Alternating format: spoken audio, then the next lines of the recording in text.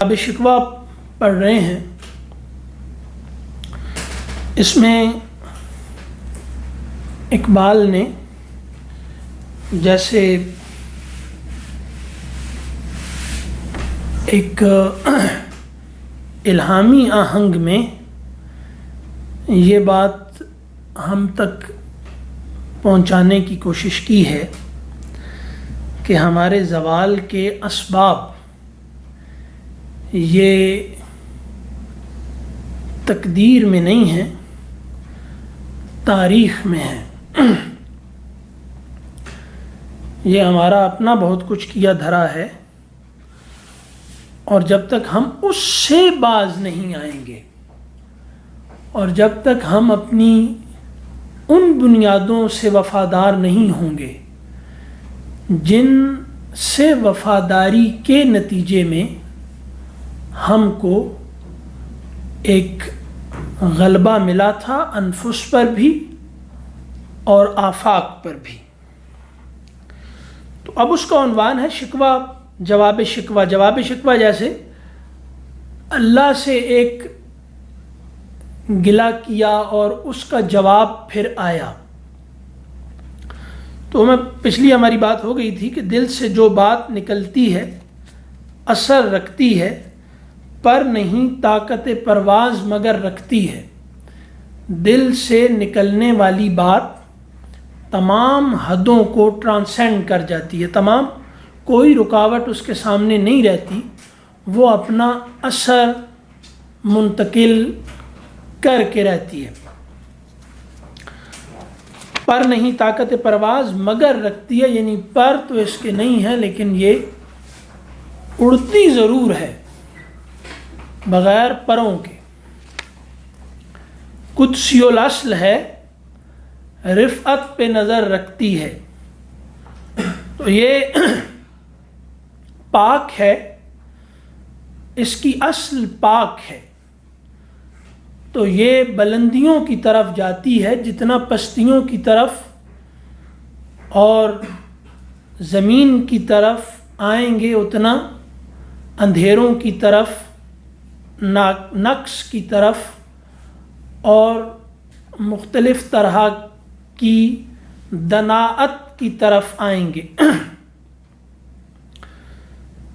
تو اب خاک سے اٹھتی ہے، گردوں پہ گزر رکھتی ہے، تو خاک سے بلند ہو کر خاک سے بلند ہوتی ہے، اور اس کے بعد یہ کہیں ٹھہرتی نہیں، یہ آسمانوں سے بھی گزر جاتی ہے۔ زمین سے بلند ہونے کے بعد، زمین کو ترک کرنے کے بعد، یہ آسمان اور زمین کے بیچ میں معلق نہیں رہتی،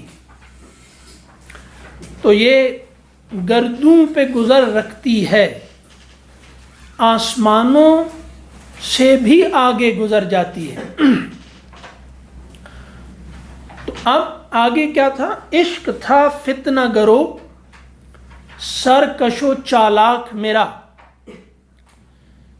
تو سرکش اور چالاک، اسی کو آگے کہا شوخ و گستاخ۔ تو عشق تھا فتنہ گرو سرکش و چالاک میرا، یعنی میرا عشق ابھی اپنے ہی اندر مبتلا تھا، میرا عشق اپنی ہی کمیوں اور اپنی ہی نارسائیوں کا رونا رو رہا تھا۔ یہ شکوہ ایک طرح سے جیسے عاشق کی نارسائی سے بھی پیدا ہوتا ہے، کیونکہ یہاں کہا نا سرکش و چالاک، تو سرکشی یہ ہے کہ تم اپنے قریب نہیں آنے دیتے تو ہم آئیں گے قریب، یہ سرکشی ہے۔ اور اگر تم قوت زیادہ رکھتے ہو کہ ہم اس قوت کا مقابلہ نہیں کر سکتے، تو ذہانت جب قوت کے مقابلے میں آتی ہے تو جو روپ دھارتی ہے اسے چالاکی کہتے ہیں۔ تو سرکشی اگر نہ ہو سکے تو پھر چالاکی ہے۔ تو اب یہ دونوں چیزیں جب اکٹھی ہوتی ہیں، ایک سرکشی اور دوسری چالاکی، اگر یہ جمع ہو جائیں تو یہ پھر بنتی ہے بے باکی۔ آسماں چیر گیا نالے بے باک میرا، تھا وہ نالا، نالا ہوتا ہے جی ہاں، اور بے باک کیا ہوتا ہے؟ جس کے اندر خوف نہ ہو، خوف سے پاک۔ تو خوف سے پاک کیا ہوتا ہے؟ کچھ بھی ہو سکتا ہے، انسان بھی ہوتا ہے، خواہش بھی ہوتی ہے۔ کون نہیں کیا پوچھا؟ شکوہ، یعنی انسان کیا ہوتا ہے، بشر کیا ہوتا ہے، آدمی۔ تو یہ تو کچھ بھی نہیں ہوا نا۔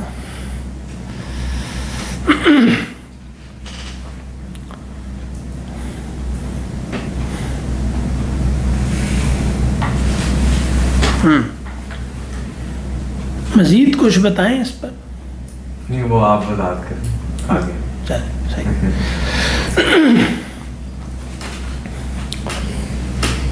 اب وہ تھا کہ آسمان چیر گیا نالے بے باک میرا۔ نالا یعنی نارسائی سے پیدا ہوتا ہے، عاجزی سے پیدا ہوتا ہے، یعنی عاجزی، عاجز رہ جانا۔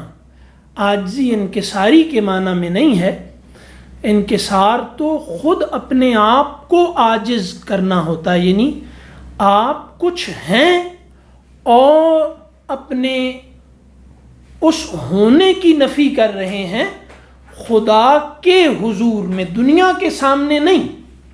ٹھیک ہے جی، یعنی دنیا کے سامنے نہیں، خدا کے سامنے۔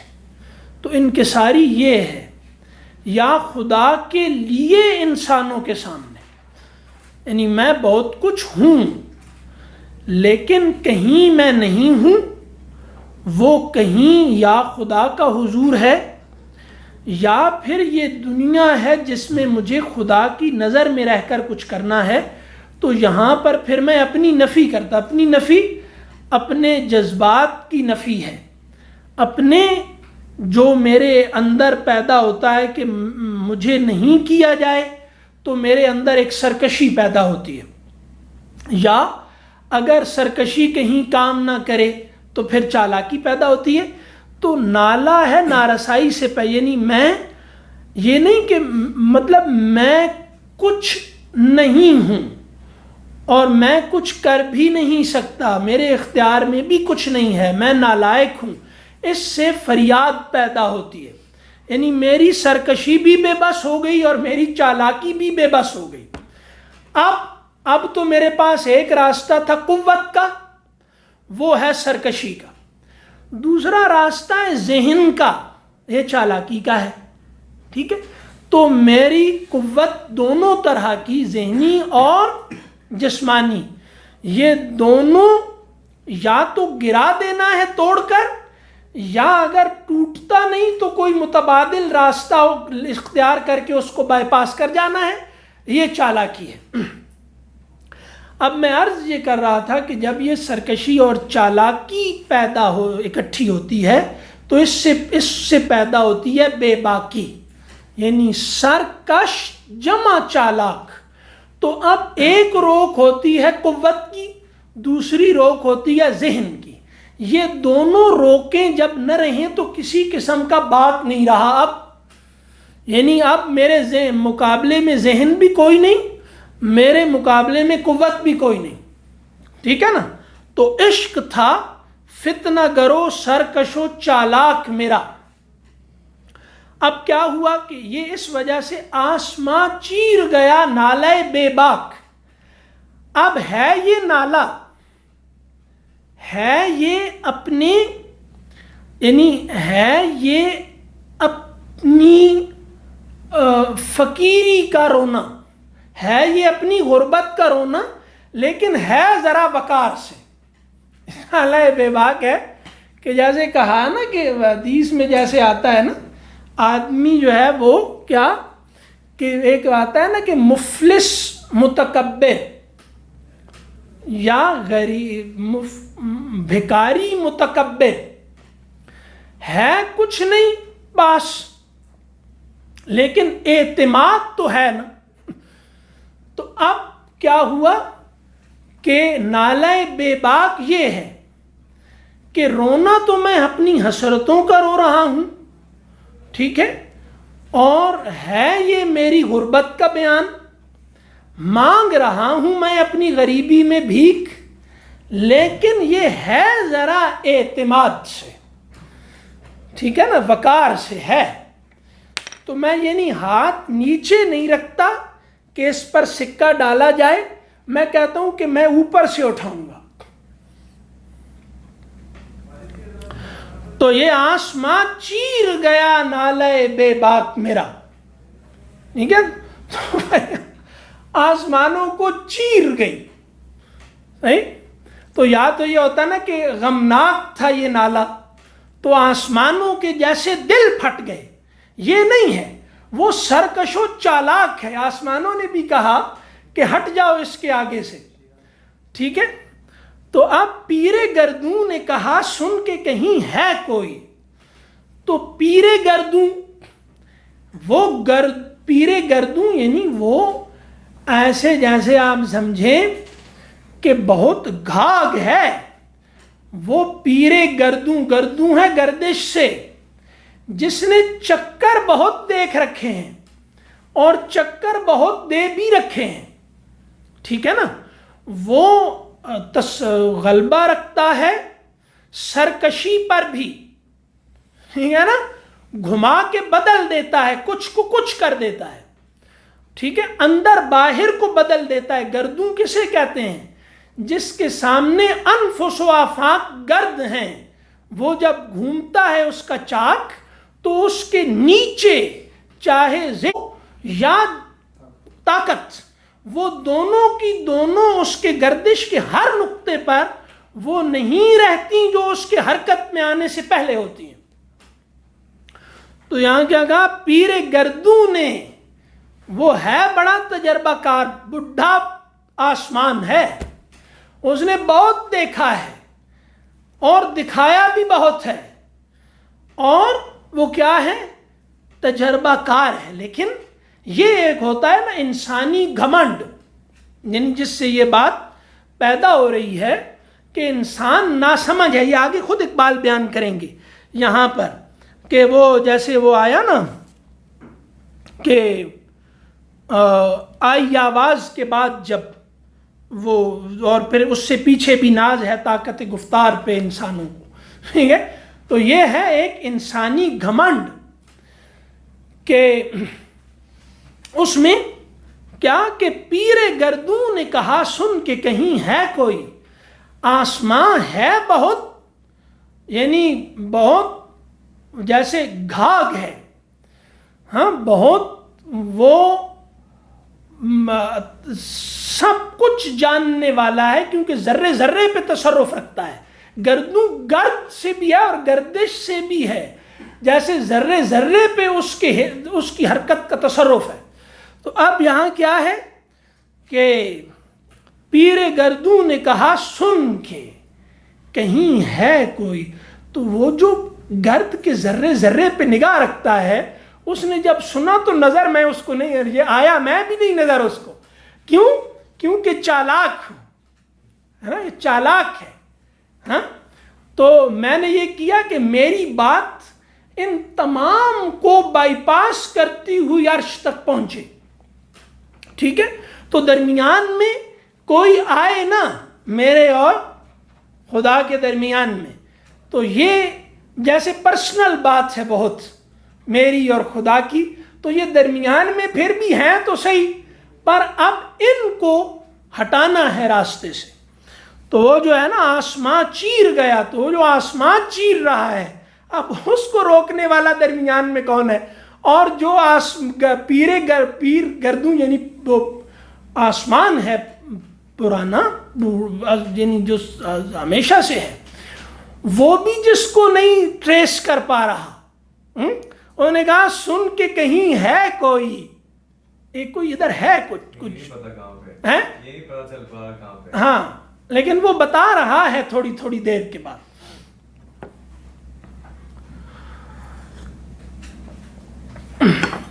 یہاں ہر مصرے میں وہ ہے تو صحیح نا، تو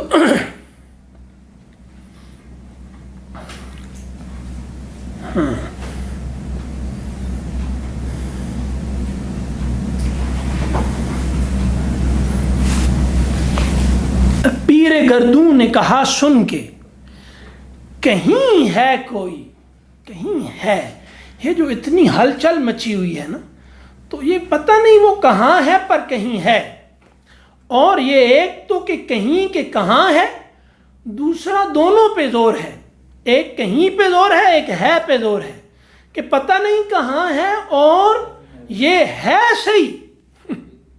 اب یہ کون ہے؟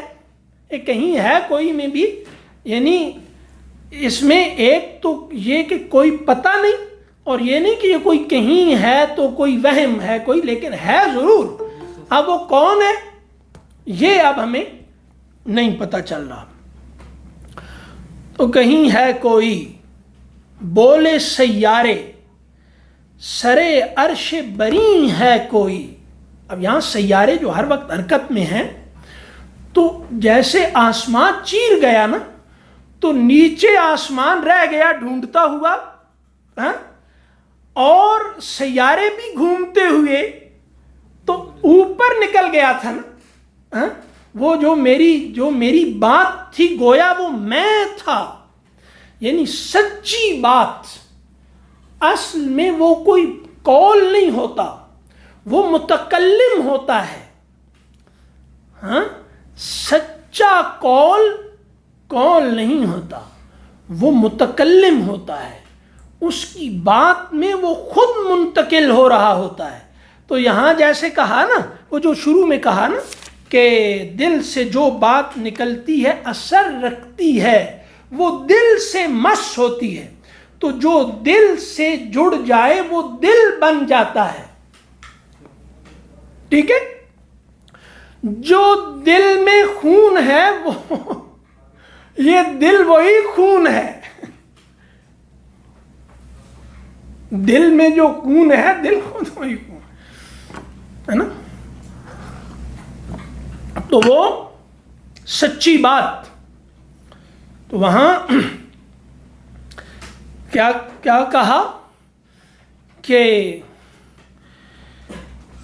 پیر گردوں نے کہا سن کے کہیں بولے سیارے، سیاروں نے اب یہ کہا کہ یہ آواز نیچے سے نہیں آ رہی، یہ آواز کہیں پتہ چل رہا ہے یہ کہیں اوپر سے آ رہی ہے، ٹھیک ہے؟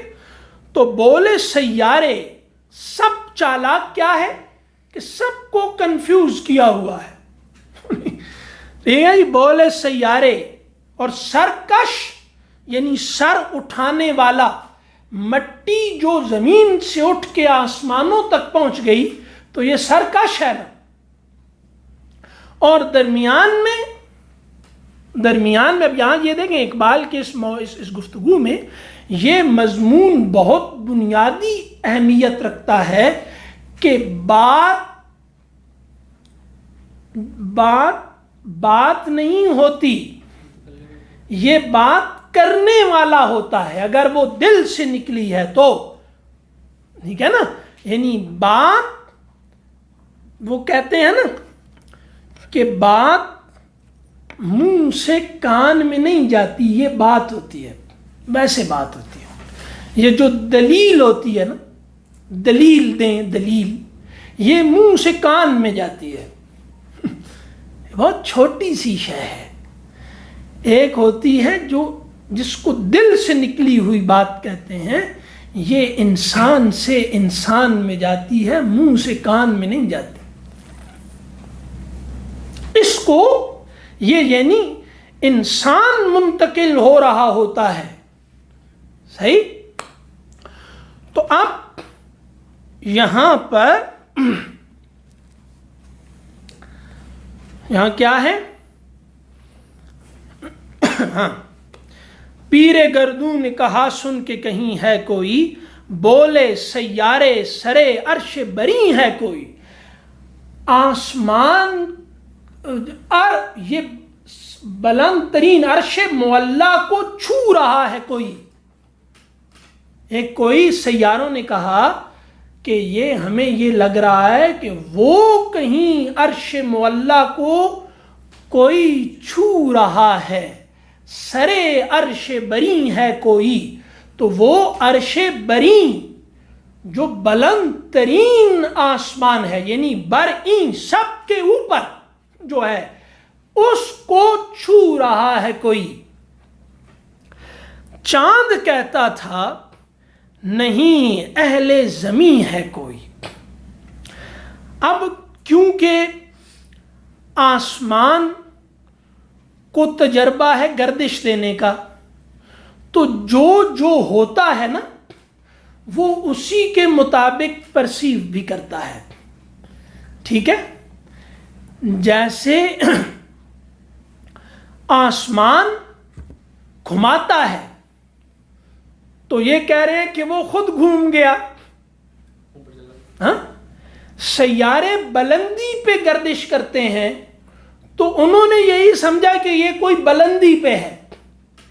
چاند پستی کے سب سے قریب ہے ان میں، ہے نا، زمین کے سب سے قریب ہے. تو کہاں سے بات شروع ہوئی؟ اقبال اوپر سے بات شروع کر رہے ہیں. یعنی اقبال نے شکوہ تو پہنچا دیا اوپر، اب وہاں سے نیچے آ رہے ہیں. کیا یہ ہے نظم نا، کہ پیر گردوں نے وہ آسمان، پھر اس کے بعد سیارے، پھر چاند، ایسے آ رہا ہے. ٹھیک ہے. چاند کو کیونکہ تجربہ بلندی کا بھی ہے پستی کا بھی، دونوں طرح کے تجربے ہیں، تو چاند زیادہ سمجھتا تھا.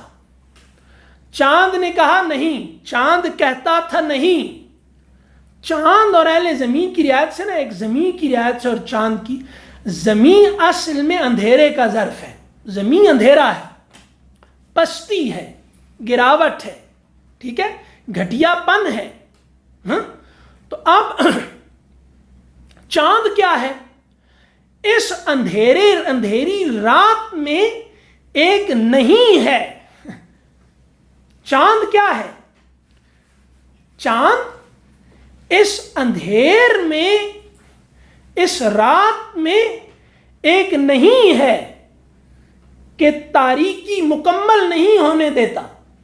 ہاں، اس پستی میں ایک نہیں ہے، بلندی کی طرف کھینچتا ہے آپ کے پانی کو بھی، آپ کی زماں. تو وہ کیا ہے کہ وہ یہاں پہ مد و جزر کا سبب ہے. تو یہاں کی پستی کو بھی ایک نہیں ہے، اور یہاں کے اندھیرے کو بھی ایک نہیں ہے.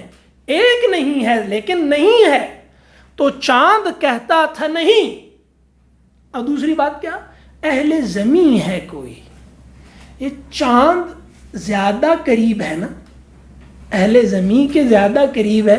تو جو زیادہ قریب ہے یہ زیادہ سمجھتا ہے، یہ زیادہ جانتا ہے. چاند کہتا تھا نہیں اہل زمین ہے کوئی. ٹھیک ہے. تو چاند کو بھی جیسے اس نہیں کی عادت اہل زمین سے ہی پڑی ہے. تو چاند کہتا تھا نہیں اہل زمین ہے کوئی. یہ نہیں یہاں بڑی کمال کی ہے. کیوں جی؟ تو وہ کیا کہ کہکشاں کہتی تھی پوشیدہ یہی ہے کوئی. ہاں، کہکشاں جیسے وہ آپ یہ سمجھے نا کہ جیسے تنکے ہی تنکے ہوں. ہاں، تو اب اس میں چھپ جائے گا نا جو بھی ہوگا. کہکشاں کہتی تھی پوشیدہ یہی ہے کوئی، یعنی ہاں یہ ادھر ہی ہے کوئی، مطلب وہ تو یہاں کیونکہ شاعروں کو نا سب سے زیادہ مسئلہ آسمان سے رہتا ہے ہمیشہ، تو اقبال نے بھی آسمان کو سب سے زیادہ آسمان کو لتاڑنے کی کوشش کی ہے، لیکن اس کے لیے سر نیچے اور ٹانگیں اوپر کرنی پڑتی ہیں. تو وہ تو اب وہاں کیا ہوا، مطلب یہ ایسا نہیں ہوتا نا کہ آسمان پر تو نہیں نا چڑھ کے مٹی گوندی جاتی. پتہ ہے آپ کو جو چھت پہ لگاتے تھے پرانے زمانے میں، اب وہ بھی نہیں. ہاں نہیں وہ ہوتا تھا کہ وہ مٹی گھومتے رہتے تھے ہفتہ 15 دن نا، پاؤں سے گھومتے رہتے تھے اس کو، ٹھیک ہے، اور مٹی بناتے تھے، پھر اس کو چھتوں پہ اور دیواروں پہ لگاتے تھے، اور وہ ایک بڑا ایک زبردست تھا، اس میں بھوسا بھی ڈالتے تھے، یہ بھی وہ بھی سب کچھ ہے. تو اب جناب یہ کہ اقبال کہتے ہیں کہ ایک تو اتنی تیز بات تھی کہ یہ جو آسمان آرام آرام سے حرکت کر رہا ہے اور یہ سیارے پھر اس سے بھی آرام سے کر رہے ہیں، اور جی ٹھیک ہے جی، اور یہ پھر چاند گردش کر رہا ہے. ایک تو تیز اتنی تھی کہ ان میں سے کسی کی پکڑ میں نہیں آئی، تیزی سے نکل گئی. دوسرا وہ چالاک، یعنی ایک کسی چالاک کا بیان تھا، تو چال کر گیا پوری، یعنی اس نظام سے پورے سے، ٹھیک ہے. تو یہ جو سمجھتے تھے نا کہ یہ اب سب سے زیادہ چالاک کون ہوتا ہے، جس کو گھٹیا سمجھا جائے، ٹھیک ہے. تو اب انسان کو یہ سب سے پست وجود ہے، زمین پر ہے، ٹھیک ہے. تو نہ کوئی سیارے کچھ سمجھتے ہیں، نہ ستارے، نہ کہکشائیں، نہ آسمان. تو اس نے کہا کہ اچھا میں کچھ نہیں، میں تمہیں بتاتا ہوں. تو اب وہ کیا ہوا کہ وہ ایسے جیسے آسمان چیر گیا نالے بے باک میرا. وہ بات کیا ہوا، اب یہاں وہ بات ہے، کچھ جو سمجھا، پوری بات اس کو بھی سمجھ میں نہیں آئی. اچھا وہ کیوں سمجھا، یہ بھی دلچسپ بات ہے کہ یہ 2-4 دن میرے ساتھ رہا ہے، کچھ جو سمجھا، میرے شکوے کو تو رضواں سمجھا. یہ جو جنت کا داروغہ تھا نا، یا جنت کا جو سارا نظام چلاتا ہے، تو تھوڑے دن چونکہ میرے ساتھ رہا ہے تو اس کو میری تھوڑی تھوڑی سمجھ آتی تھی، اس وجہ سے کہ کیوں میرے ساتھ رہا ہے. نہ چاند میرے ساتھ رہا، دور دور سے ہی دیکھتا رہا، ٹھیک ہے، نہ کہکشاں رہی میرے ساتھ، نہ وہ سیارے رہے کبھی میرے ساتھ، نہ وہ پہلے ہم اوپر تھے پھر نیچے، ٹھیک ہے، درمیان سے تو کوئی مجھے نہ وہ ہوا نہیں. تو اسی طرح آسمانوں نے بھی وہ کیا ہوا کہ جیسے وہ رہے نہیں کبھی میرے ساتھ، انہوں نے پہلے مجھے نیچے سے اوپر دیکھا ہے، پھر اوپر سے نیچے دیکھا ہے، تو ساتھ نہیں رہے کبھی، سبھی ساتھ نہیں رہے. تو یا یہ ہے کچھ، یا یہ ہے کہ ان کو 2 ہی تجربے ہیں، یا یہ اوپر سے نیچے، یا یہ نیچے سے اوپر پہلے دیکھتے رہے، ٹھیک ہے، پھر انہوں نے اوپر سے نیچے دیکھنا شروع کر دیا. تو اب انہیں نہیں پتا. تو ایک ہے وہ جو جنت میں کچھ دن میرے ساتھ رہا ہے نا، ٹھیک ہے نا، جس کو میں نے وہاں بھی جو ہے وہ باز نہیں آیا، میں سرکش و چالاک، ٹھیک ہے نا، وہاں بھی میں سرکشی اور چالاکی سے، تو اس کو پتا تھا سب سے زیادہ کہ یہ کس طرح کی چیز ہے. تو انہوں نے دیکھا کہ ایک وہ تینوں چیزیں سمجھتا ہے، ایک شکوہ کہ یہ سرکش بھی ہے، چالاک بھی ہے، لیکن جب پھنس جائے تو رونا شروع کر دیتا ہے. تو یہ شکوے کی ساری بناوٹ وہ سمجھا کہ یہ ہے بہت چالاک، بہت سرکش ہے، لیکن پھنسنے کی دیر ہے. ہاں پھر یہ وہ جیسے پنجابی میں کہتے ہیں نا، حال حال، ٹھیک ہے، وہ پھر یہ روتا بھی بہت جلدی ہے. یعنی پہلے یہ سمجھتا ہے کہ کوئی آئے میرے مقابلے میں تو میں اس کو توڑ پھوڑ کے رکھ دوں گا، ٹھیک ہے جی، میں اس کو جناب ٹھڈا مار کے جناب پتہ ہی نہیں چلے گا وہ کہاں، نظر ہی نہیں آئے گا، ٹھوکروں پہ رکھوں گا اپنی پہ. سرکش بھی ہے اور چالاک بھی ہے، کہیں یہ نہ ہو تو پھر اس کے ساتھ چالاکی سے غالب آنے کی کوشش کرتا ہے. لیکن اگر پھنس جائے تو پھر رونے میں بھی، پھر ہینڈز اپ کرنے میں بھی پھر دیر نہیں کرتا، فوراً نہیں، وہ کہتا ہے کہ پھر نہیں کروں گا، لیکن پھر کرتا ہے. میں نے آج چھوڑ دو مجھے، آئندہ نہیں کروں گا. تو یہ تو وہ اس سے وہ باز نہیں آتا. وہ ایک دفعہ پھنس جائے گا پھر کہے گا کہ نہیں, بس وہ یعنی یہ کرتا رہتا ہے کہ یہ جب دیکھے گا نا کہ میں پھنس گیا تو پیچھے ہٹ جائے گا, پھر تیاری کر کے آئے گا اور پھر پھنس جائے گا پھر پیچھے ہٹ جائے گا. تو یہ کرتا رہتا ہے خدا کے ساتھ بھی, کہ یہ پہلے مجھے خدا نے پکڑا تھا اس بات پہ, تو اتنے عرصے کے بعد اب شاید میں نے نہیں پکڑا, تو اللہ نے نہیں پکڑا, مجھ سے غلطی ہو گئی, تو اب نہیں وہ اللہ نے پکڑا, تو شاید وہ اللہ تعالیٰ کو یہ بھول گیا کہ میں یہ غلطی بھی کرتا ہوں. اور پھر پکڑا جائے گا, پھر کہے گا او ہو یہ تو اللہ کو یاد تھا. وہ پھر جناب کے معافی مانگنی شروع کرتا ہے, وہ پھر یعنی گناہ پہ تھوڑا جری ہو جاتا ہے. تو اللہ کو پہلے معافی مانگی, پھر لمبا عرصہ کچھ نہیں کیا, پھر جناب اللہ جو ہے وہ دیکھتا رہتا ہے کہ چلو آج اس سے ہو گئی تو پھر تھوڑی دیر مہلت دے دو. وہ کہتے ہیں نہیں کوئی بات نہیں, وہ اللہ نے شاید وہ پہلے میں غلطیاں کر رہا تھا, میں نے جناب جو اچھل کود مچائی ہوئی تھی تو میں اللہ کی توجہ میں آ گیا تھا, تو میں اتنے دن جناب ایسے خاموشی سے جناب رہا, تو اب نظر کوئی ادھر ادھر ہے شاید, تو اب میں نے کچھ کر لیا تو اب مجھے کچھ نہیں کہا, تو چلو اب میں تھوڑا کوئی نہیں پتا تو کرتے رہو. وہ جناب جب پھر ٹریس ہو جاتا ہے تو پھر نہیں میں غلطی ہو گئی, میں اب پھر نہیں کروں. تو اب یہ اس کو پتا ہے کہ اس کو کچھ جو سمجھا میرے شکوے کو تو رضواں سمجھا, مجھ کو جنت سے نکالا ہوا انسان سمجھا. ٹھیک ہے. اب جناب دوسرا کیا تھی, فرشتوں کو بھی حیرت کہ یہ آواز ہے کیا, شکوہ, اور یہ کون کر رہا ہے, جس کو ہم سے سجدہ کروایا گیا, جس کو اتنی قوتیں دی گئیں, جس کے لیے اتنا الہام کا پورا نظام پیدا کیا گیا, جس کو اللہ نے بالواسطہ اور براہ راست فطرت میں بھی اور ہدایت میں بھی اس کی رہنمائی رکھی, اس کو خلیفہ اپنا بنا کے, یعنی فطرت پر اگر یعنی فطرت کہیں سے ہٹے گی تو یہ اسے اس کے راستے پہ لائے گا, اور فطرت پر رہتے ہوئے اگر کہیں مضر بنے گی تو انسان اس کے ضرر کو روکے گا. تو اتنا یہ آواز یہ کہ, اور پھر وہ اتنا مطلب ہم جیسوں پہ جس کو ترجیح دی گئی, یہ پہلا تجربہ تھا. ٹھیک ہے. تھی فرشتوں کو بھی حیرت کہ یہ آواز ہے کیا, لیکن اب اس میں کیا ہے کہ یہ جیسے ایک تو قدسی الاصل ہے, تو یہ اس میں اتنی پاکیزگی ہے گویا, یعنی تمام ملاوٹوں سے پاک. اس میں صرف ایک ملاوٹ ہو گئی, وہ اپنی, جو سب سے بڑی ملاوٹ ہے. یعنی شکوہ کرنے والے نے اپنی ملاوٹ کر دی, باقی درمیان میں کوئی ملاوٹ نہیں ہونے دی. تو قدسی الاصل ہے, تو جیسے وہ کوئی اتنی پاکیزہ ہے کہ اس پاکیزگی کا تجربہ فرشتوں کو بھی نہیں تھا.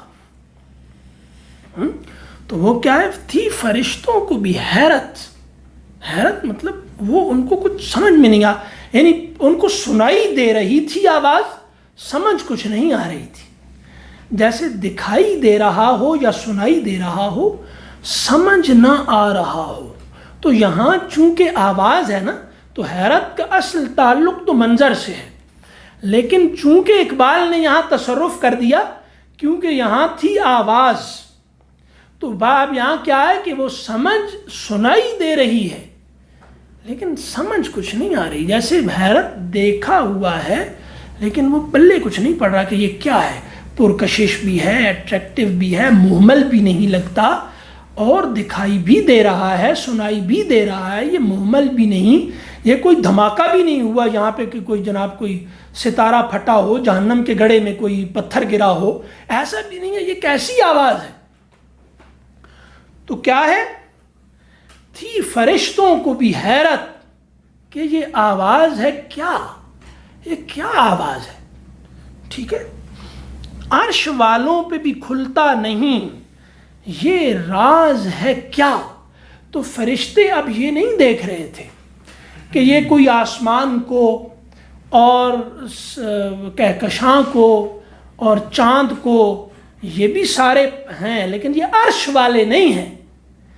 یعنی فرشتوں کو یہ تھا کہ یہ جو بڑے بڑے فرشتے ہیں یہ ان پہ بھی یہ راز نہیں کھل رہا. یعنی انسان کوئی بہت غیر معمولی شے ہے، اس کا جو یہ پورا وجودی اظہار ہوا ہے یہ بہت ہی کوئی غیر معمولی ہے. یعنی وہ حیرت فرشتے حیران اس بات سے تھے کہ عرش والے تو کلام کی سب سے بڑی جو قسم ہے یعنی وہی، وہ آسمان سے زمین پر لے کے جاتے ہیں، یہ زمین سے آسمان پر پلٹ کے کیسی آواز آ رہی ہے. یعنی جو وہی کو کنٹین کرتے ہیں، ٹھیک ہے، جو اتنے یعنی وہ آپ یہ سمجھیں کہ بلندیوں کے مزاج شناس ہیں، ان کے بھی پلے نہیں پڑ رہا کہ یہ آسمان سے زمین تک تو ہم جو ہیں وہ بلندیاں کاشت کرنے کے لیے جاتے رہے ہیں، لیکن یہ زمین سے اٹھ کر آسمان تک یہ کون سی بلندی ہے، یہ کیا ہے جو یعنی یہ وہ اس طرح کی تو یہ شے نہیں. یعنی آسمان زمین پر فرشتے وہ ہیں جو بلندیوں کے بیج آسمانوں سے زمین پر لا کے بوتے ہیں، ٹھیک ہے، لیکن یہ لوگ یہ کہ یہ کون سے بیج سے اگا ہوا شجر طیبہ ہے جو یہاں اتنی بلندی پہ آسمانوں پہ آ گیا، یہ کون سی آواز ہے، یہ کون سا کلمہ ہے، یہ کیا بات ہے، ٹھیک ہے. یہ کیا ہے، تو کیا تھی فرشتوں کو بھی حیرت کہ یہ آواز ہے کیا، عرش والوں پہ بھی کھلتا نہیں. تو یہاں ایک بڑی احتیاط کی ہے کہ یہاں عرش والے نہیں کہا، عرش والے پہ بھی کھلتا نہیں، یہ راز ہے کیا. عرش والوں پہ کہتے ہی یہ ثابت ہوگا کہ یہاں خدا مراد نہیں ہے، اور یہاں پہ مقربین فرشتے مراد ہیں. تو اب یہاں کیا ہے، چلو ٹھیک ہے کہ یہاں مطلب شکوے شکایت اور ایک اتنے زور پہ آیا ہوا آدمی چلو خدا کو تو کسی کھاتے میں لا رہا ہے، ٹھیک ہے. تو عرش والوں پہ بھی کھلتا نہیں، یہ راز ہے کیا، ٹھیک ہے. تو راز تب تک ہی راز ہوتا ہے جب تک وہ کھلے نہ. عرش والوں پہ بھی کھلتا نہیں، تو یہ خود بخود مطلب ہو گیا کہ یہ راز ہے. جو عرش والوں پہ نہیں کھلتا تو راز ہے، ٹھیک ہے. تو اب یہ راز ہے کیا، مطلب یہ یعنی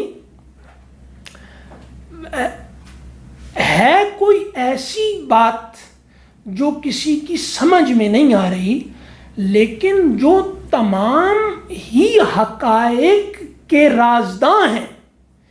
یہ کون سی ایسی بات ہے جو ان سے بھی چھپی ہوئی ہے، وہ بھی کنفیوز ہے سارے. تو بہرحال انسان کو میں جیسے عرض کر رہا تھا نا، تو یہ شکوہ جواب شکوہ جو ہے نا، یہ جیسے انسان کو بالکل مرے ہوئے انسان میں روح پھونکنے کا عمل ہے، ٹھیک ہے نا. تو اس میں تھوڑا بہت ہو جاتی ہے نا، جب بہت ہی آدمی جوش جذبے، جیسے کہا نا، اس میں رعایت ہوتی ہے. اس میں بہت زیادہ فتوے شتوے نہیں لگانے چاہیے، کیونکہ ہمارے لوگ جو ہے نا یہ عجیب طرح کے جیسے ہے نا کہ بیچارے جیسے ہوتے ہیں نا، ہیں اپاہج اور اپنے آپ کو رستم زماں سمجھنے سے باز نہیں آ رہے، ٹھیک ہے نا. تو یہ فتوے لگانے والے اصل میں ایسے لوگ ہوتے ہیں جو کئی نسلوں سے اپاہج ہیں، ٹھیک ہے نا. تو یہ معذوری ان کے جیسے وہ شامل ہو گئی ہے جینز میں، اور یہ اب لیکن باز نہیں آ رہے، یہ اپنے آپ کو، یہ پاگل پن سے نہیں نکل رہے کہ ہم جو ہیں وہ تیمور بھی ہیں اور فرحاد بھی ہیں، صحیح. تو اب انہوں نے یہ نہیں، ایک رعایت ہوتی ہے جب آدمی شدت جذبات میں ہوتا ہے اور وہ سچ ہو تو اس میں رعایت، جیسے وہ روایت آتی ہے کہ آدمی نے کہا کہ یا اللہ تو میرا بندہ میں تیرا رب، ہے نا. تو وہاں آپ اس پہ کوئی آپ صلی اللہ علیہ وسلم کی کوئی گرفت نہیں موجود. تو شدت جذبات میں اس طرح کی چیزیں ہوتی رہتی. تو کیا کہا؟ تا سرے عرش بھی انسان کی تگ و تاز ہے کیا. یہ زمین پر تو ہم نے دوڑتا بھاگتا دیکھا ہے، یہ آسمانوں کے دروازے بھی کھٹکھٹا رہا ہے. ٹھیک ہے نا. اس نے جناب دریاؤں کے رخ موڑ دیے، اس نے پہاڑوں کو توڑ دیا. صحیح. تو اس نے چھوٹے سے چھوٹے جو ذرہ موجود ہے ایٹم کا اس کو توڑ دیا. یہ سب کچھ کر رہا ہے. لیکن یہ کیا کہ یہ کیا اتنی قوت بھی رکھتا ہے کہ یہ بھاگ دوڑ اس کا ایک پاؤں زمین پہ ہے اور ایک پاؤں آسمان پہ. یہ کیا ہے؟ تو تا سرے عرش بھی انسان کی تگ و تاز ہے کیا. آ گئی خاک کی چٹکی کو بھی پرواز ہے کیا. تو خاک کی چٹکی کو پرواز یعنی پر لگ گئے. ایک چٹکی کو چٹکی بھر ایک جیسے مٹی کی چٹکی ہے نا. انسان کیا ہے؟ یعنی انسان کی یہ بہت ایک اچھی ہے. اقبال نے جو یہاں کہا نا کہ ایک انسان کیا ہے؟ مٹی کی چٹکی ہے. تو چٹکی نا اگر آپ غور کریں تو انسان ایک واقعی چٹکی ہے، مٹی کی چٹکی. تو وہ جو فرشتے پرانے تبصرے کرتے رہتے تھے نا انسان کے بارے میں کہ یہ کیا ہے وہ کیا، تو انہوں نے پھر دوبارہ ایک تبصرہ کر ہی دیا آخر کہ یہ جو ہے یہ چٹکی اڑ رہی ہے. تو لیکن اب یہ ہے کہ چٹکی اگر اڑے تو بکھر جاتی ہے، لیکن یہ کیسی چٹکی ہے جو صحیح سلامت عرش تک پہنچ گئی اڑ کے، یہ بکھری نہیں. تو یہ کیسی، یہ کوئی عجیب قسم کی خاک ہے. تو خاک ہے مٹی. تو آ گئی خاک کی چٹکی کو بھی پرواز ہے کیا. تو یہاں پر فرشتے اس بات کو درمیان سے نظر انداز کر رہے ہیں جس بات کی وجہ سے یہ مسجود ملائک بنا تھا. وہ اللہ نے روح پھونکی تھی. تو یہ جو پہلے والا تصور تھا نا انسان کا کہ آدم تو ایسا ہوگا، زمین میں مٹی میں اللہ نے کہا میں مٹی سے آدم بنا لو دیکھو تو پھر ایسا ہوگا. تو اب ان کو یہ بات ایک نہیں پتہ تھی کہ وہ اللہ نے اس میں روح پھونکنی ہے. وہ تب سے چکرائے ہیں اقبال کے خیال میں، ابھی تک یہ مسئلہ حل نہیں ہوا ان کا. ابھی تک وہ اس کو خاک کی چٹکی سمجھ رہے ہیں. جو اس کے اندر نورانی وجود تھا اس کو یہ پھر نظر انداز کر رہے ہیں. تو راز اصل میں کیا ہے جو اندر چھپا ہوا ہوتا ہے. تو خاک کی چٹکی تو فرشتوں کو بھی نظر آ رہی ہے، لیکن جس کے بارے میں کہا کہ تمہیں علم قلیل دیا گیا، روح کو تم نہیں سمجھ سکتے، یہ راز ہے. روح کیا ہے تمہیں نہیں پتہ چل سکتا، یہ ہے راز. ہاں، جس کا پتہ نا جو کھل نہ سکے آدمی کے شعور پر، لیکن وہ ذہن میں وہ سمجھ میں نہ آئے. لیکن راز ہی وہ شے ہے نا جو حیرت میں مبتلا کر دیتا ہے، یعنی دکھائی دے پر پلے نہ پڑے. تو خاک کی چٹکی نظر آ رہی ہے، لیکن یہ کیسی خاک کی چٹکی ہے؟ یہ اندر کوئی راز ہے کہ جو فرش سے خاک سے اٹھی ہے اور آسمانوں سے بھی اوپر چلی گئی. تو اب ذرا سی خاک کی چٹکی آپ ہوا نہ بھی ہو، وہ بلند، اور تو وہ جاتی ہے پستی کی طرف، یہ جا رہی ہے بلندی کی طرف. یہ کیا ہے؟ تو اب اس کے بعد انہوں نے اس کو محمول کیا گستاخی پہ. وہ پہلے ہی کہہ رہے تھے کہ فرشتوں نے بھی مجھے میرے بارے میں فرشتوں کے لیے راز ہوں، پر فرشتے مجھے میرے بارے میں جو بتا رہے ہیں یہ کچھ نیا نہیں ہے. کیا ہے؟ غافل آداب سے سکان زمین کیسے ہیں. تو ادب کے بارے میں غافل ہیں، جانتے ہیں پر بھلا دیتے ہیں، ادب کو پرواہ نہیں کرتے. سکان زمین، تو ادب کیا شے ہے اور سکان زمین کیا ہے؟ غافل آداب سے. سکان زمین کیسے ہیں؟ زمین ایک دسترخوان ہے اور سکان زمین اس دسترخوان پر بیٹھے ہوئے لوگ ہیں. زمین کیا ہے؟ زمین یہ آداب سے نکلا ہے. اب آپ کہیں گے کہ یہ زمین دسترخوان کیسے بن گئی؟ ٹھیک ہے جی، تو یہ بنا ہے آداب سے. ادب کس کو کہتے ہیں؟ ادب کیا ہے؟ غافل آداب سے. سکان زمین کے آداب کا لفظی مطلب ہے کھانے کی تمیز. یعنی آداب کا لفظی مطلب ہوتا ہے بیٹھ کر، یعنی بیٹھ کر نہیں، مطلب کھانے کی تمیز. یعنی ایک وحشی اور مہذب میں فرق کیسے کریں گے؟ ایک کم ترقی یافتہ اور زیادہ ترقی یافتہ میں فرق کیسے کریں گے؟ کھانے سے. کھانا کھانے سے بھی اور کھانے سے بھی.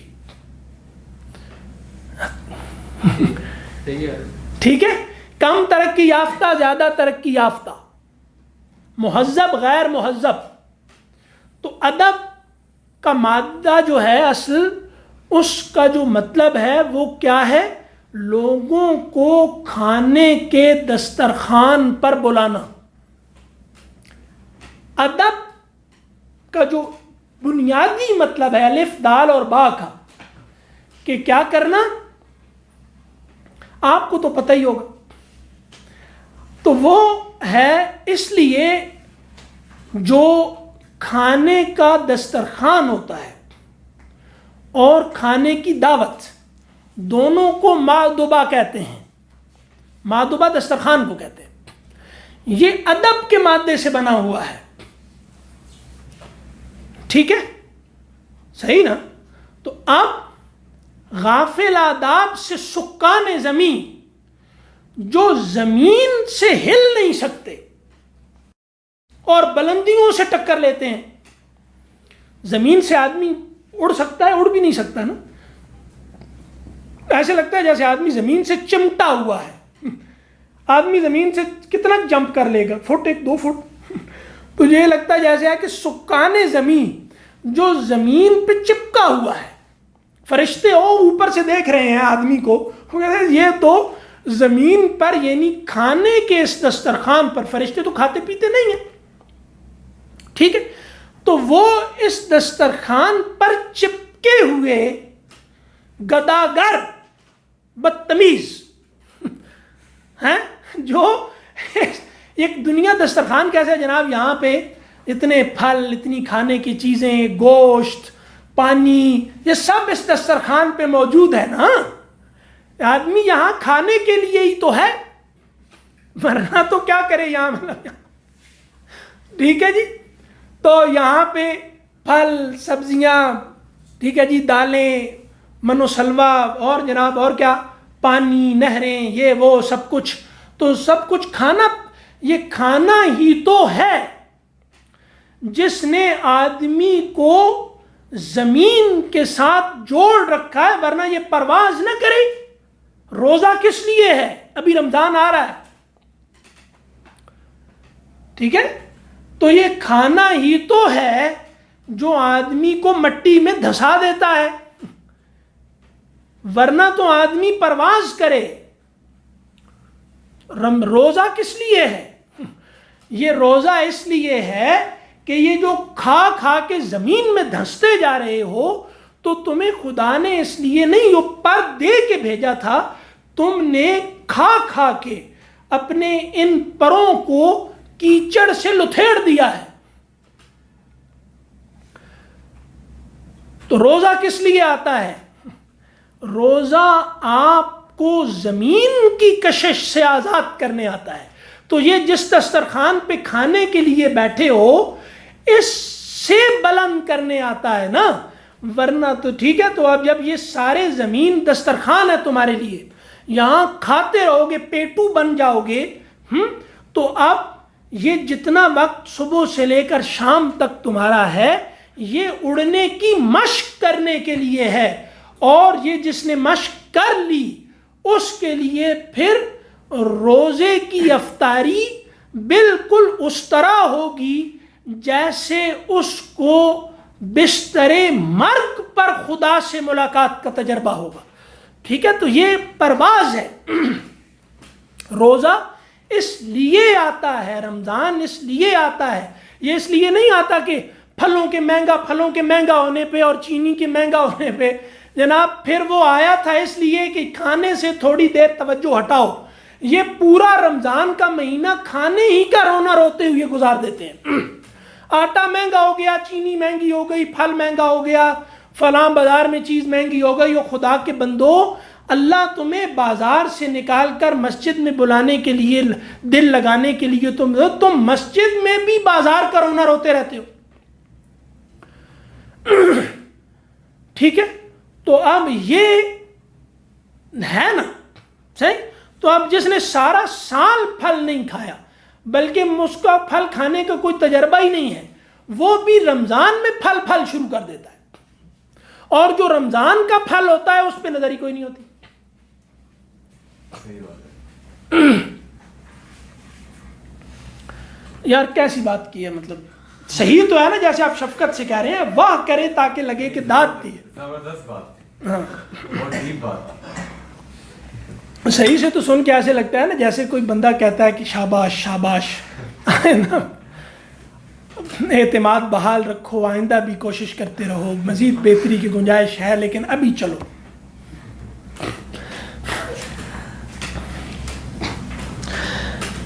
اب ٹھیک ہے جی، شوخ و گستاخ یہ پستی کے مکین کیسے ہیں؟ پستی کے مکین وہی سکان زمین. کتنا خوبصورت ترجمہ سکان زمین کا، بالکل پستی کے مکین ہے. زمین پستی، سکان مکین. آپ مکان کو مسکن بھی کہتے ہیں نا، مکان کو مسکن بھی کہتے ہیں. ٹھیک ہے، جہاں آپ رہتے ہیں. مسکین کون ہوتا ہے؟ جو ہل نہ سکے جگہ سے. ٹھیک ہے، سب کچھ سلامت ہے پر بس ہلا نہیں جاتا بیچارے سے، کم ہمت. مسکین سکون میں جو رہتا ہے، نشئی. ٹھیک ہے جی، مسکین نشئی بھی مسکین ہوتے ہیں نا. اس پہ پھر کبھی بات کریں گے، لیکن ابھی اچھا جناب، اب کیا ہوا جی؟ ہاں، شوخ و گستاخ. ٹھیک ہے جی، شوخ کون ہے؟ یعنی شوخ کہتے ہیں بے ادب کو، اور گستاخ کہتے ہیں دلیر کو. گستاخ بے ادب کو نہیں کہتے، شوخ ہے بے ادب. ٹھیک ہے، یہ ہے چالاک، اوپر جو کہا. اور گستاخ دلیر، یعنی وہ جو اوپر کہا سرکش، یعنی اوپر سرکش و چالاک کہا اور نیچے کہا شوخ و گستاخ، الٹ دیا اس کو. ٹھیک ہے نا، تو شوخ ہے چالاک اور گستاخ ہے سرکش. نہیں ہے نا، یہ پلٹا ہے، مطلب بات وہی ہے. تو وہ کیا کہا؟ شوخ و گستاخ یہ پستی کے مکین کیسے ہیں. تو فرشتوں نے بہت اچھا اس پہ تبصرہ کیا ہے کہ جو شوخ و گستاخ، یعنی جو چالاک ہے، اور گستاخ کون ہے؟ جو بدی میں دلیر ہے. ہاں، جہاں دلیری نہیں دکھانی، جو وہاں دلیر ہے وہ گستاخ ہے. ٹھیک ہے نا. تو انہوں نے کہا کہ پستی کا مکین ہے یہ پستی کا مکین ہے، یعنی اس نے، اس کی جڑیں مٹی میں ہیں. اب یہ زور لگا رہا ہے کہ شاخیں آسمان تک پہنچ جائیں. اقبال کہتے ہیں یہ راز ہے، فرشتے کہتے ہیں یہ بے وقوف ہے. یہ ایک بات چل رہی ہے، اس کو ہم جب آگے اب جائیں گے تو پھر اس پہ انشاءاللہ بات کریں گے. آج کے لیے اتنا ہی کافی. کوئی سوال ہے اور آپ نے کوئی اصلاح وغیرہ کرنی ہے، کوئی شاعری پہ مزید کوئی اصلاح یا کوئی اس میں ٹیکسٹ ریڈنگ پہ مزید کچھ؟ جناب سر، یہ شکوے سے ریلیٹڈ کوسچن ہے کہ یہ بندہ سعود یہ فیصل آباد سے ہیں سعود صاحب؟ یا جی سر، کٹ گئی تھی آواز. کیا کہہ رہے ہیں آپ؟ میں کہہ رہا ہوں یہ سعود صاحب فیصل آباد سے ہیں. نہیں ڈیرا غازی خان سے ہیں. اچھا ڈیرا غازی خان سے جناب. سر یہ کوشچن ہے. اچھا نہیں وہ یہاں سعود سجاد لکھا ہوا ہے نا, انہوں نے سعود سے. اچھا مجھے صرف سعود کا تھا دین. ہاں اچھا. وہ آج انہوں نے اپنی جو ہے نا وہ تصویر شریف نہیں لگائی ہوئی. جناب جی سعود بات کریں. میں اب وہ جی سر یہ شکوے سے ریلیٹڈ ہے کہ شیطان نے شکوہ کیا تھا یا خدا کی بناوٹ پر تنقید کی تھی, یا ہمارے لیے کون سی لمٹ ہوتی ہے جہاں پر ہمیں رعایت دی جاتی ہے شکوے سے, یا انسان تکبر میں نہ آ جائے, تکبر پہ آ گیا تنقید نہ کر دے. اس کو ذرا ہم علیحدہ کر کے بتا دیں. دیکھیں بے بسی سے جو شکایت پیدا ہوتی ہے نا, جیسے آپ صلی اللہ علیہ وسلم نے, انبیاء نے بھی قرآن میں کہا, آپ صلی اللہ علیہ وسلم نے بھی, جب طائف میں جو دعا منقول ہے آپ صلی اللہ علیہ وسلم سے, وہ بھی شکوہ ہے. ٹھیک ہے, مطلب اس میں باقاعدہ شکوہ ہے طائف کا جو ہے. تو اگر یہ بے بسی سے پیدا ہو, بے بسی کے یقین سے پیدا ہو, ٹھیک ہے, تو اس میں رعایت ہے. پھر آدمی کو اپنی بے بسی کے یقین سے جو پیدا ہوتا ہے نا شکوہ, یہ قرآن میں بھی ہے, مطلب حضرت یعقوب سے ہے. ٹھیک ہے, تو قرآن میں انبیاء کا شکوہ نقل ہوا ہے شکوے کے الفاظ کے ساتھ. آپ صلی اللہ علیہ وسلم کا شکوہ ہے طائف میں, وہ پوری دعا آدمی کو ہلا دیتی ہے. تو وہ طائف کا نکالے نا, اگر کسی کے پاس موبائل ہے تو وہ طائف کا جو ہے, یا مطلب اس میں بے بسی ہوتی ہے نا, جیسے وہ ہے نا, ان کا بھی امام شافعی نے بھی اپنے استاد سے وکیع سے جو اپنی رکھی بات, وہ بھی شکوہ ہے. امام شافعی نے جو اپنے حافظے کی اور اس کی تو وہ بھی شکوہ ہے. امام شافعی نے اس کو نقل کیا ہے. خود امام شافعی نے اپنے استاد وکیع کے سامنے رکھا. قرآن میں موجود ہے انبیاء کا اس میں. ہاں جی سعود آپ بات کر رہے تھے. سر جو عورتیں شکوہ کرتی ہیں, یہ شکوہ کہیں گے, اس کو کیا کہیں گے کہ جو وہ ناشکری ہے. نہیں وہ ناشکری ہے, شکوہ نہیں ہے, ناشکری ہے. صحیح ہو گیا. شکوہ اور شے ہے, شکایت اور شے ہے. ٹھیک ہو گیا. وہ ناشکری ہے. شکوہ شکایت دو بولتے ہیں نا. شکوہ بے بسی میں, شدید بے بسی میں ایک مدد کی پکار ہوتی ہے بڑے سے. ٹھیک ہے, شکایت ناشکری ہے. ناشکری کی کوئی اجازت نہیں ہے. ویسے بے بسی کا جو لفظ آپ نے یوز کیا میرے خیال سے یہ, ہاں بے بس, میں بے بس ہو گیا ہوں اور آپ کی طرف سے مدد کب آئے گی, آپ میری مدد نہیں کر رہے. جیسے حضرت عیسیٰ نے کہا کہ اللہ تو نے مجھے کیوں چھوڑ دیا. حضرت عیسیٰ کا بھی نہ ہوا ہے جب وہ صلیب پہ چڑھایا گیا حضرت عیسیٰ.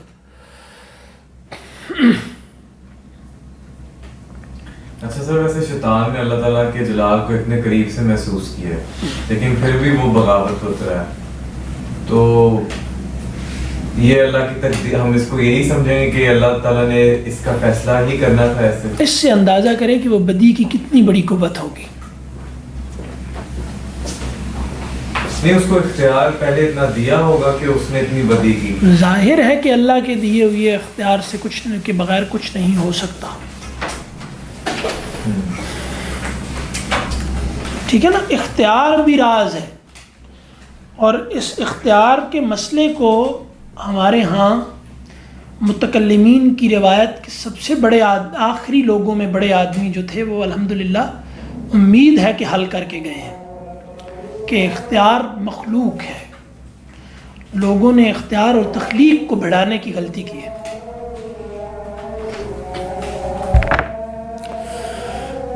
اس لیے اللہ کی قدرت پہ کوئی حرف نہیں آتا, کیونکہ اختیار مخلوق ہے.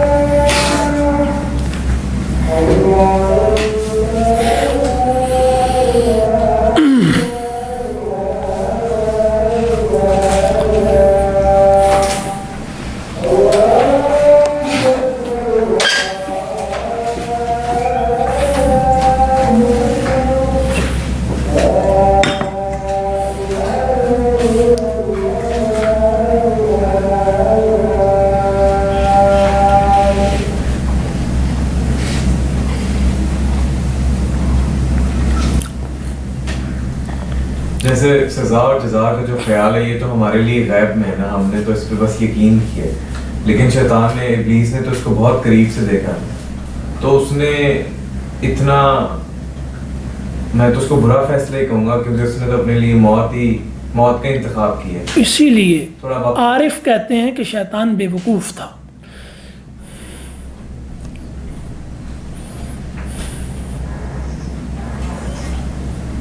بے وقوف کس کو کہتے ہیں؟ جو اپنے نقصان کا جس میں ٹھہراؤ نہ ہو.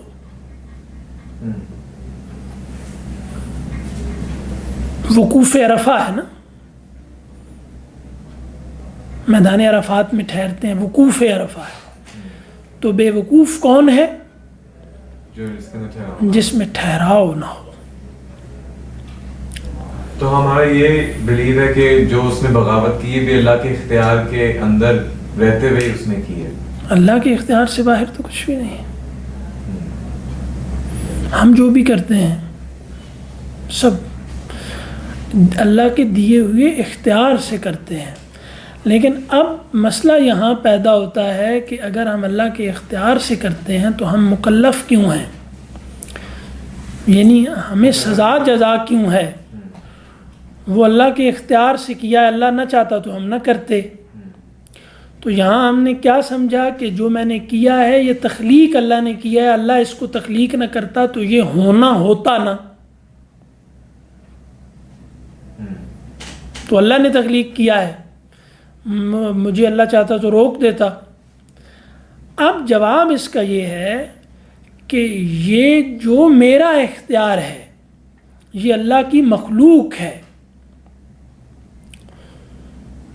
یعنی اللہ نے مجھے اختیار دیا ہے کہ میں وہ کام کر لوں, مطلب ہم سمجھنے کے لیے کہہ رہے ہیں اس فریز کو, جو اللہ چاہے تو نہ کرنے دے.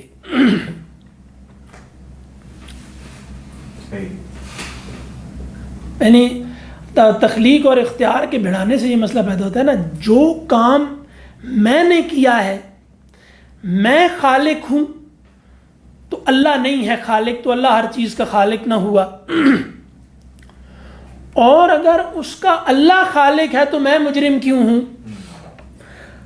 اب یہاں جس بات کو سمجھنا مشکل ہوتا ہے لوگوں کے لیے, اور اس کی وضاحت بھی دوسرے طریقوں سے ہو سکتی ہے, وہ یہ ہے کہ یہ میرا اختیار جس کو میں تخلیق سے بھڑا رہا ہوں کہ میری تخلیق ہے کہ اللہ کی, میری ہے تو اللہ ہر چیز کا خالق نہیں, اور اگر اللہ کی ہے تو میں کیوں جواب دہ ہوں. تو یہ جو میرا اختیار جو یہ تخلیق کر رہا ہے, یہ اختیار خود اللہ کی مخلوق ہے, ٹھیک ہے نا. اس کا مطلب ہے کہ میرے پاس اختیار موجود ہے. اب یہ بالکل الٹی بات ہے کہ میں مجبور ہوں, اس کا مطلب ہے کہ میں با اختیار ہوں. اگر اختیار ایک ہوتا, یعنی میرے پاس اختیار نہ ہوتا اور میرے اندر بھی وہی اختیار افیکٹو ہوتا, تو میرے اندر اس کے خلاف داعیہ ہی پیدا نہ ہوتا, کیونکہ بے اختیار کو اپنے بے اختیار ہونے کی شناخت نہیں ہوتی شعور میں. تو یہ میرے با اختیار ہونے کی دلیل ہے, اور یہ میرا اختیار اللہ کی مخلوق ہے. جیسے میں اللہ کی مخلوق ہوں, میرا اختیار بھی اللہ کی مخلوق ہے. یعنی کہ یہ بات اس خود اپنی گواہی دیتی ہے اگر میں مجبور محسوس کر رہا ہوں, تو اگر میں مجبور سمجھ رہا ہوں اپنے آپ کو تو یہ میرے اختیار کا ثبوت ہے.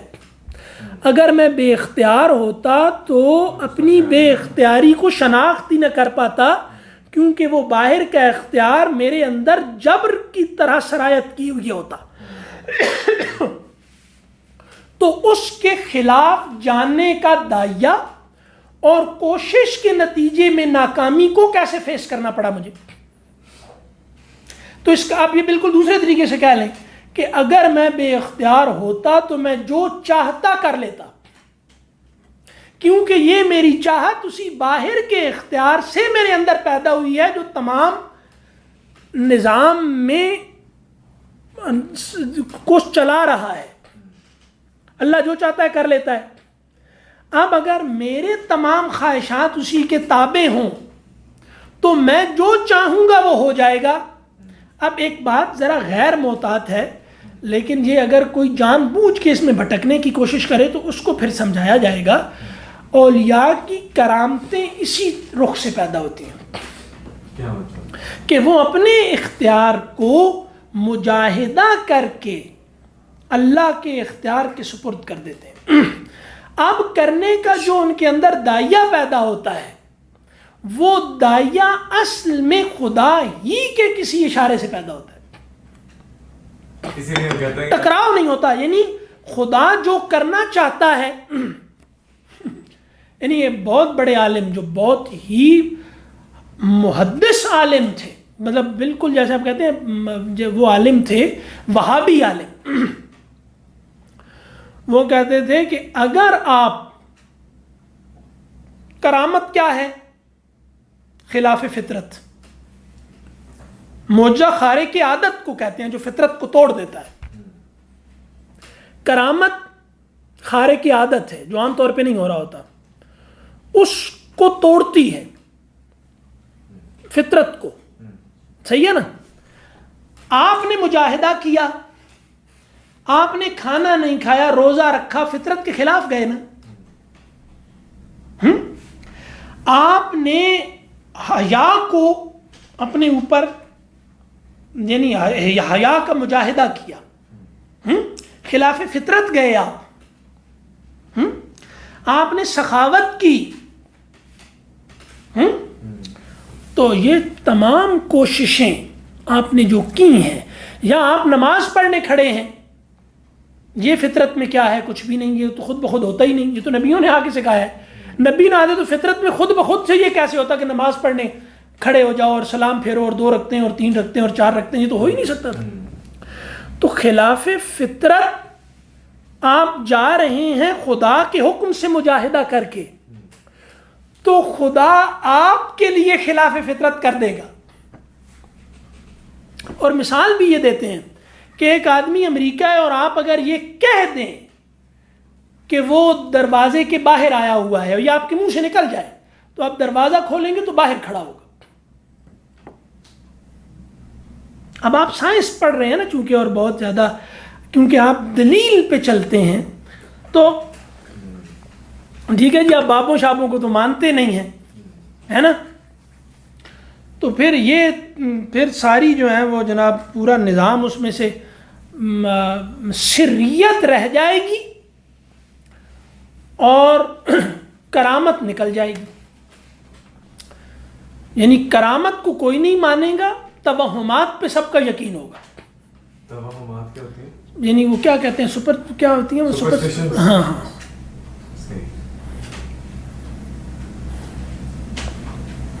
اب جناب اجازت ہے. السلام علیکم.